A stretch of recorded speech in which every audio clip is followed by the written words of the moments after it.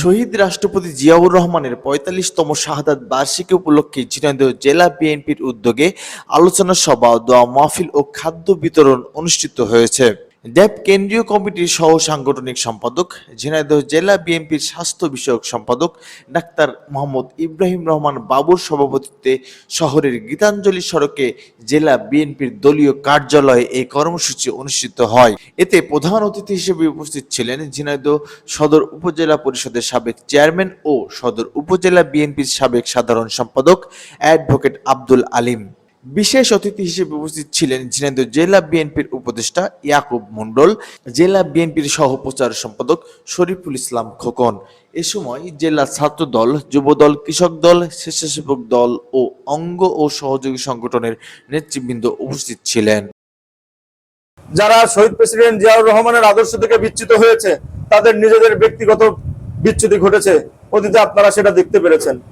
ঝিনাইদহের মতন জায়গায় ধানের শীষের মার্কা নিয়ে এসে এমন একটা সুষ্ঠু নির্বাচনে, আওয়ামী লীগ বিহীন, নৌকা বিহীন নির্বাচনে যে লোক পাশ করতে পারে না, সে জীবনে কোনোদিন আর পাশ করতে পারবে না।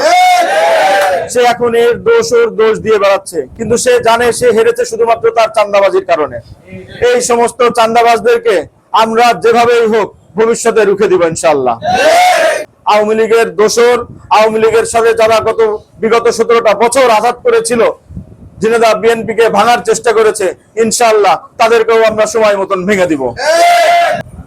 আল্লাহ আমাদের সাথে আছেন। আমরা কারোর কোনো ধরনের ক্ষতি করিনি। আমরা মানুষের সাহায্য সহযোগিতা করার চেষ্টা করেছি। আমরা পরিষ্কার রাজনীতি করার চেষ্টা করেছি। এই ডিপ স্টেটের প্রভাব ঢাকার উপরে যতটুকু ছিল, তার থেকে অনেক বেশি প্রভাব আজ ঝিনাইদহের উপরে।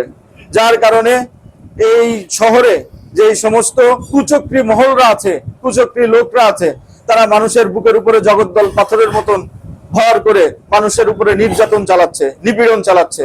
ইনশাআল্লাহ আমরা সকলে মিলে সেই পাথরকে ধাক্কা দিয়ে ফেলে দিব এবং ভেঙে দিব, চুরমার করে দিব, যাতে ভবিষ্যতে আর কোনোদিন এই পাথর কোনো মানুষের বুকের উপরে পড়তে না পারে। সব দল, মত, বর্ণ, ধর্ম নির্বিশেষে একত্রিতভাবে আমরা হাসিনাকে ইন্ডিয়াতে পাঠিয়েছি। ইনশাআল্লাহ ঝিনাইদহতে যেই সমস্ত লোকরা হাসিনার ফ্যাসিজম কায়েম করার চেষ্টা করেছে বিগত দিনে এবং বিভিন্ন ধরনের চেহারা নিয়ে হাসিনার কর্মকাণ্ডকে, হাসিনার অবর্তমানে সামনের দিকে এগিয়ে নিয়ে যাচ্ছেন, তাদেরকেও আমরা ঝিনাইদহ থেকে বিতাড়িত করবো। এটা শুধুমাত্র সময়ের ব্যাপার। আমাদের আগামীতে এই বছরের শেষের দিকেই স্থানীয় সরকার নির্বাচন হবে। আমরা সিদ্ধান্ত গ্রহণ করেছি আগামী স্থানীয় সরকার নির্বাচনে আমাদের ভিতরে যারা মানুষকে নিয়ে জনকল্যাণমূলক কর্মকাণ্ড করেছেন তাদের এলাকায়, আমরা তাদেরকে বিভিন্ন পদে স্থানীয় সরকার নির্বাচনে অংশগ্রহণ করব। আমরা তাদেরকে সরাসরি সব ধরনের সহযোগিতা করার সিদ্ধান্ত নিয়েছি। আপনারা প্রস্তুতি গ্রহণ করেন।